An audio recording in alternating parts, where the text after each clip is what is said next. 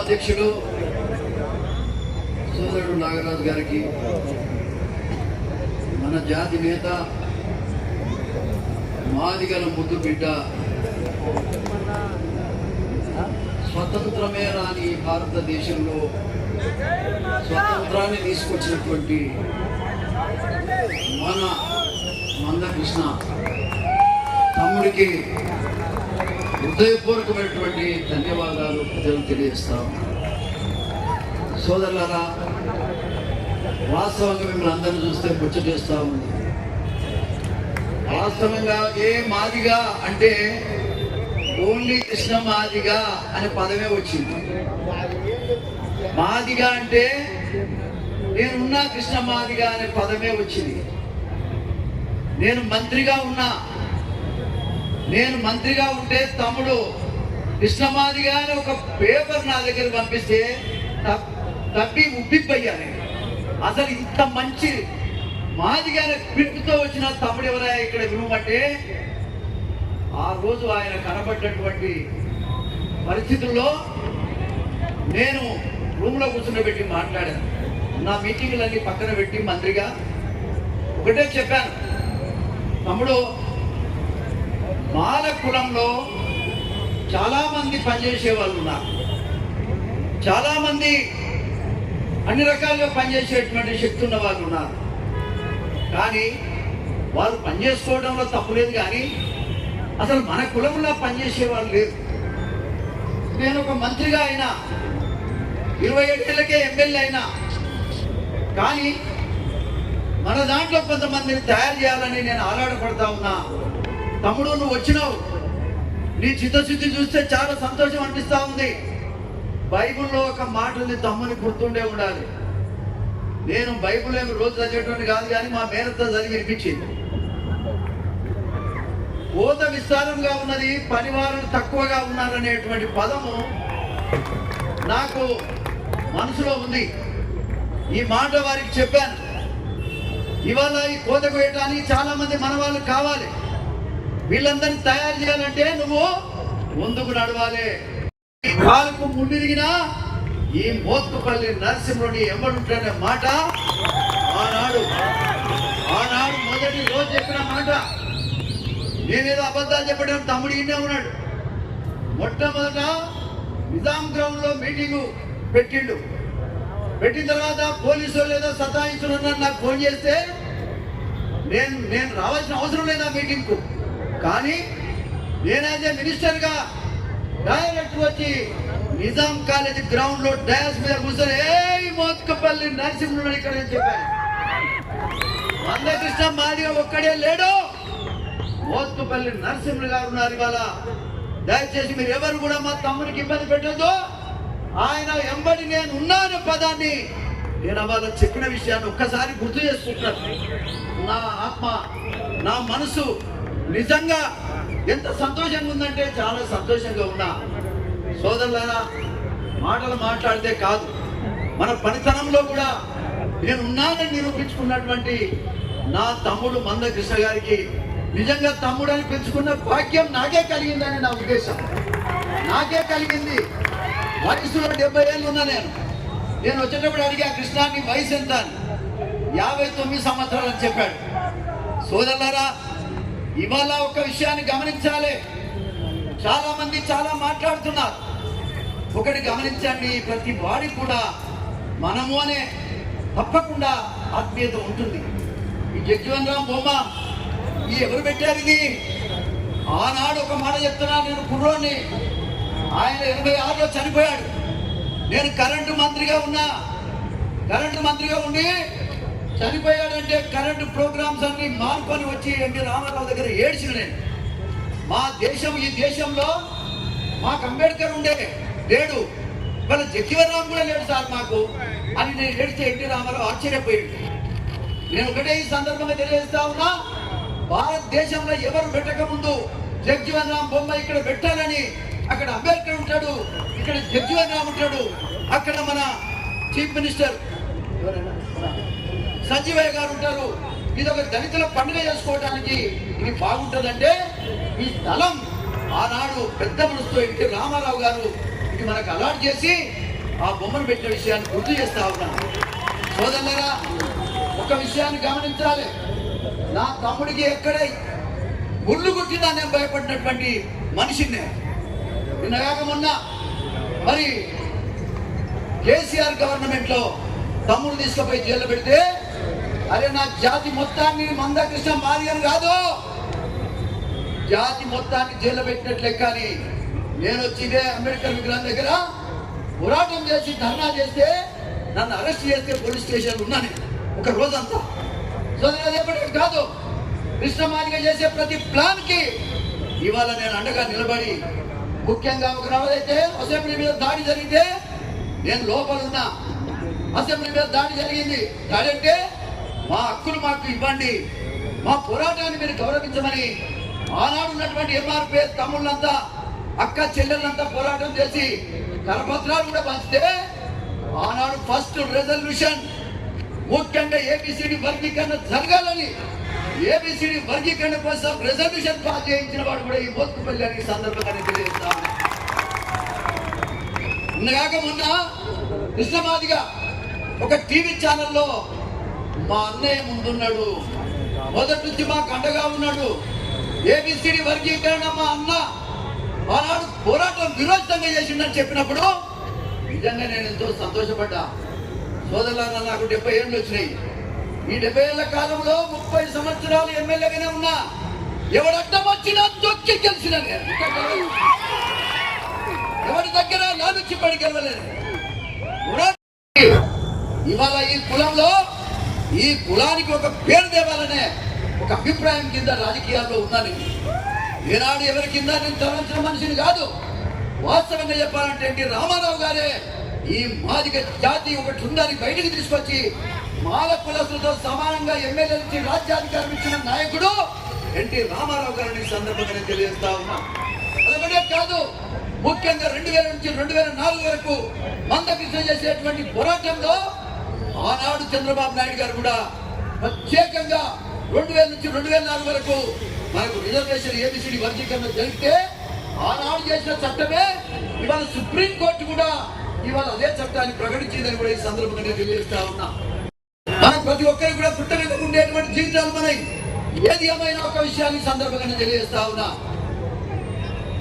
నాకు తెలిసి ఎప్పుడు కూడా మనకి ఇంత దెబ్బ తాకలే. రాజకీయాల్లో 80 లక్షల మంది ఉంటే ఒక్క సీట్ రాలే. నేను ధర్నా చేసిన మేము 80 లక్షల మంది ఉన్నాం. 30 ఏళ్ళు ఎమ్మెల్యే చేసిన బ్రహ్మాండమైన పేరుంది. రాష్ట్రంలో తెలిసిన వ్యక్తిగా నాకు టికెట్ ఇవ్వలే. నాకు ఇవ్వకుండా పర్వాలేదు, నా జాతి కన్నా ఇవ్వాలి కదా. జాతిలో ఒక్కరికి కూడా 80 లక్షల మంది ఉంటే ఒక్క ఎంపీ సీట్ రాలే. ఎమ్మెల్యే టికెట్లను కూడా 5-12 సీట్లు వచ్చింది, 5 సీట్లు వచ్చినాయి. రాజ్యాధికారం లేకుండా, రాజ్యంలో భాగస్వామ్యం లేకుండా మనం ఏం పైకి రాం. కాబట్టి వల్ల దానికోసం కూడా ఒక రోజంతా నేను అంగర్ స్ట్రైక్ చేసిన. ముఖ్యంగా హాస్పిటల్ పాలైన నేను. సోదరులారా, నా బిడ్డలారా, మా అన్నలారా, తమ్ముళ్ళారా, మన కృష్ణ, మన తమ్ముడు, మన అన్న, మన జాతి నేత ఇవాళ నాకు ప్రత్యేకంగా ఎంతో ఆనందంగా ఉంది. అరే నాకు 70 ఏళ్ళు వచ్చినాయి, ఏబిసిడి కాకపోయా, ఇక్కడ ఒక సీటు ఎంపీ సీట్ రాకపోయా, నా జాతి మొత్తం నష్టపోతుందని నిర్వీర్యమైపోయే కాలంలో సుప్రీంకోర్టు ఇవాళ జీవి గంజి పోసి బతికించింది. మనని జీవి గంజి పోసి బతికించిందని సందర్భంగా తెలియజేస్తా ఉన్నా. ఇకపోతే కేంద్ర ప్రభుత్వం సోదరుల రాజ్యం ఎవరికైనా సిద్ధాంతపరంగా రకరకాల ఆలోచన ఉండవచ్చు కాక, కానీ నా తమ్ముడిని కుల మీటింగ్కి వచ్చి ఒక ప్రధానమంత్రి హత్తుకొని కౌగలించుకుంటే జాతి మొత్తాన్ని కౌగలించుకొని మనకు గౌరవించిన విషయాన్ని కూడా మనం గమనించుకోవాలి. దీనికి అంతటి కూడా మన కిషన్ రెడ్డి గారు వాస్తవంగా చెప్పాలంటే ఒప్పించి ఈ మీటింగ్ కు కూడా ఆయన తీసుకురావడానికి కారకుడు కిషన్ రెడ్డి గారు అనేది నాకు ఉన్నటువంటి నమ్మకం. ఏది ఏమైనా ఒక విషయాన్ని సందర్భంగా తెలియజేస్తా ఉన్నా. ఇవాళ ఎవరు మాకు సాయం చేయాలి? రేవంత్ రెడ్డి గారికి నిన్న మొన్నటి వరకు నేను రోజు వ్యతిరేకంగా మాట్లాడుతున్నా.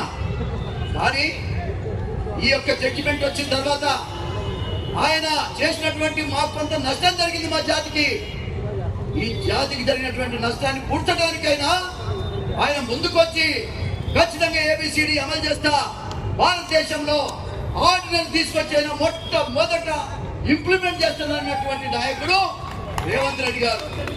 వారికి ధన్యవాదాలు. చప్పట్లు కొట్టుకుని ఏం పర్వాలేదు. నేను మొన్న కాంగ్రెస్ వాళ్ళ మీటింగ్ లో చెప్పిన, మంచి చేస్తే ధన్యవాదాలు, చేయకపోతే పంచాదే వదిలిపెట్టేది లేదు. నువ్వు గ్రూప్ 1 లో, గ్రూప్ 2 లో, గ్రూప్ 3 లో, అదే విధంగా అన్ని పోస్టుల్లో కూడా ABCD అమలు చేస్తున్నానని, అవసరమైతే ఆర్డర్ చేస్తానని చెప్పినటువంటి ధైర్యశాలి మన రేవంత్ రెడ్డి అని మనం అనుకుందాం. కానీ దాన్ని నిలబెట్టుకోవాల్సిన బాధ్యత నీ మీద ఉంది. నీకు కావాల్సిన మొన్న అదే మాదిగలే అనుకో, ముఖ్యంగా 20 లక్షలు ఉన్న మాదిగలు ఓట్లు వేయకపోతే కాంగ్రెస్ పార్టీ వస్తుందా? అప్పుడేనా మేము కాంగ్రెస్, మా అయ్య కాంగ్రెస్ అని, మరి మనం అంతా కాంగ్రెస్ కి ఓటేసి, నేను కూడా కాంగ్రెస్ కి ఓటేసి, కానీ జరిగింది ఏంటి? నష్టం జరిగింది. ఈ నష్టాన్ని ఊడ్చుకోవాల్సిన బాధ్యత ఉంది. అంటే రేవంత్ రెడ్డి గారి మీద ఉంది. మిస్టర్ రేవంత్ రెడ్డి గారు, ముఖ్యమంత్రి గారు, నీకెంత అండదండలు కావాలో మేము ఇస్తాం. మా మందకృష్ణ మాదిగ సహకారంతో ఎటువంటి అండదండలైనా మేము ఇస్తాం. కానీ ముఖ్యంగా మీరు అన్న మాట మీద నిలబడాలి. ఇప్పుడు మా ప్రొఫెసర్ కాసిం చెప్పింది కూడా అదే, నేను చెప్తున్నది కూడా అదే. మేము ఎవరికి వ్యతిరేకం కాదు, మేము ఎవరిని ఆశించేటోళ్ళం కాదు. మా షేర్ మాకు ఇవ్వాలని అడుగుతున్నాం తప్ప మేము ఎవరిని నోరు కొట్టి తీసుకోవాలి. ఏదేమైనా రేవంత్ రెడ్డి గారికి మళ్ళొక్కసారి ఇది విజ్ఞప్తి అనుకో, మరొక రకంగా అనుకో, కానీ ఒక్క మాట ఈ సందర్భంగా మేము తెలియజేస్తా ఉన్నాం. మా జాతి ఏది చెప్తే దాని మీద నిలబడేటువంటి జాతి మాది.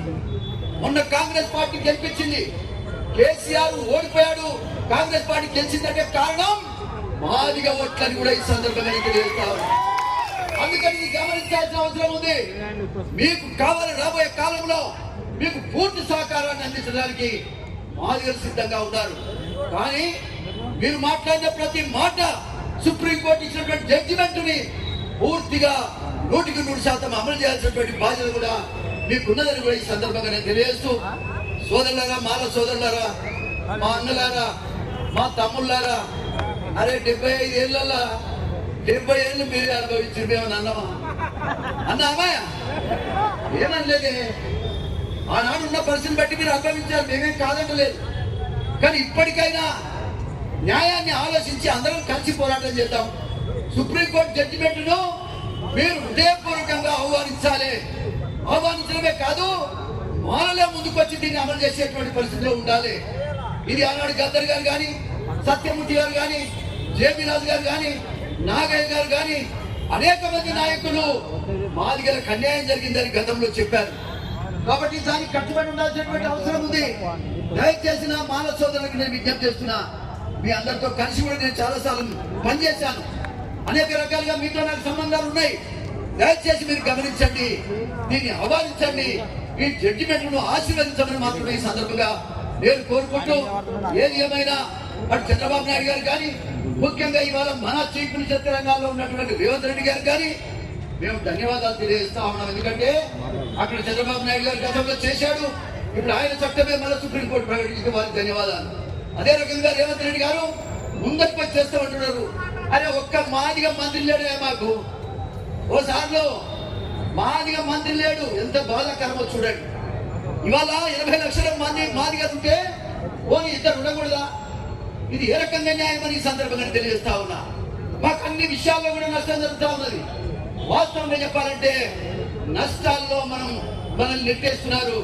ఇది న్యాయం కాదని మరొకసారి సందర్భంగా తెలియజేస్తూ, తమ్ముడు మందకృష్ణ, నువ్వు చేసిన పోరాటం మామూలు కాదు.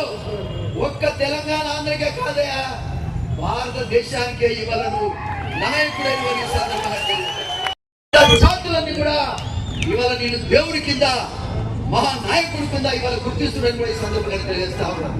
కాబట్టి భారతదేశంలో ఎక్కడెక్కడ మనం మాదిగా ఇక్కడ నష్టపోవచ్చు, ఒక దగ్గర మాలలు నష్టపోవచ్చు, ఇంకొక దగ్గర ఇంకో నష్టపోవచ్చు. నష్టపోయిన ప్రతివాడు మందకృష్ణ పేరుని తలుచుకుంటారని కూడా ఈ సందర్భంగా తెలియజేస్తా ఉన్నా. కాబట్టి ఇవాళ ఆయన నాయకత్వాన్ని అందరం కూడా గౌరవించాల్సిన అవసరం ఉంది. ఒకప్పుడు నేను నాయకుడు, ఇవాళ నాకు నాయకుడు మా మందకృష్ణ మాదిగా కూడా ఈ సందర్భంగా తెలియజేస్తా ఉన్నా. ఇది గమనించుకోవాల్సిన అవసరం ఉందని నా తమ్ముళ్ళందరూ ఇంత ప్రసంగాలే అసలు నేను ఒక్కరిని తప్ప ఈ యొక్క రాష్ట్రంలో ఉమ్మడి రాష్ట్రంలో మాది అని మాట్లాడినోడు లేడు, నేనే ఒక్కరినే. కానీ వాళ్ళ ఇంత మందిని తయారు చేసిన ఘనత మా మందకృష్ణ మాదిగ. చాలా సంతోషం. మాదిగా మాదిగా మాదిగా అంటే ఇవాళ దత్తరిస్తా ఉన్నది. ఉదయం ఎక్కడి నుంచి సికింద్రాబాద్ నుంచి ఇక్కడ దాకా నడిచి రావటం అంటే ఎంత ఉత్తేజంగా మీరు ఉన్నారో నేను గమనించగలిగాను. ఈ సందర్భంగా తెలియజేస్తా ఉన్నా. నాకు 70 సంవత్సరాలు వచ్చినాయి. మిగిలిన సంవత్సరాలన్నీ మన కాంగ్రెస్ మీటింగ్లో చెప్పిన, అయ్యా రేవంత్ రెడ్డి గారు మీ వల్ల నాకే పదవద్దు, నేను మస్తుగా చేసిన, కానీ నా జాతికి ప్రయోజనాలు మాత్రం మీరు చేయాలనేటువంటి మాట నేను చెప్పాను. పోరాటం చేయడానికి అందరం సిద్ధపడాల్సిన అవసరం ఉంది. ఇంతకుముందు మన కాసిం గారు చెప్పారు, పైన ఉన్న నాయకులు చాలా మంది ముఖ్యమంత్రి గారి మీద ఒత్తిడి తెచ్చేటువంటి అవకాశం ఉందని. నేను ఒకటే ఈ సందర్భంగా తెలియజేస్తా ఉన్నా, మీ వల్ల కాంగ్రెస్ పార్టీ బతకాలంటే ఏబిసిడి వర్గీకరణ రేవంత్ రెడ్డి గారు చేయాలి.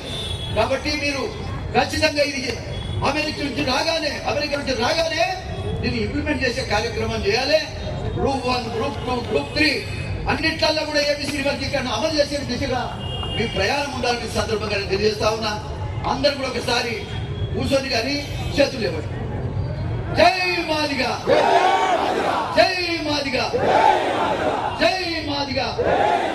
చాలా థ్యాంక్స్ అవి అందరికీ ధన్యవాదాలు.